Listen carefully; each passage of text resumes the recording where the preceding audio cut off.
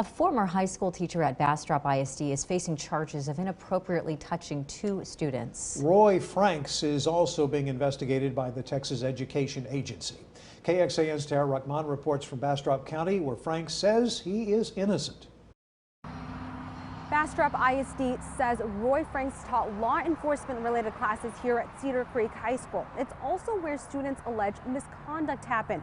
We're still trying to fill in some gaps in the timeline, but here's what we know so far.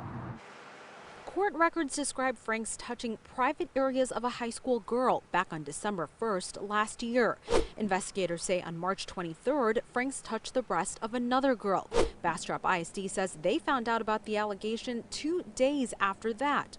The district placed him on leave that day and banned Franks from campus. They say Franks resigned on April 6th. The Texas Education Agency started investigating Franks on April 27th. And on June 14th, a grand jury indicted Franks on charges of indecency with a child and improper relationship between educator and student. Police arrested Franks on July 11th, and he posted bond the next day. His first court hearing is set in October. Franks' attorney tells us the former teacher is brokenhearted over the allegations and vehemently denies them, adding that he believes he'll be fully exonerated when all the evidence comes to light. Franks is on the TEA's do not hire registry while the agency investigates him. They say they are seeing an increase in these types of reports statewide. In fiscal year 2021, they had a total of 339 reports. And so far in the first 3 quarters of this fiscal year, they're already at 302 reports.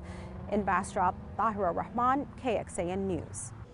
5 years ago, the TEA and state lawmakers took action to stop a rise in these types of cases, and it had to do with what was dubbed by educators as pass the trash.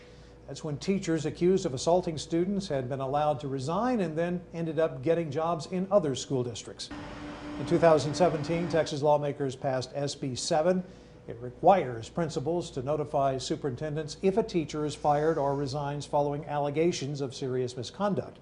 It also increased the penalties for those superintendents and leaders who do not report misconduct to the state. That way, those educators could have their teaching credentials revoked as warranted. Additionally, the bill required school districts to add policies covering inappropriate electronic communications with students. These forms of communication were becoming more prevalent in these types of cases.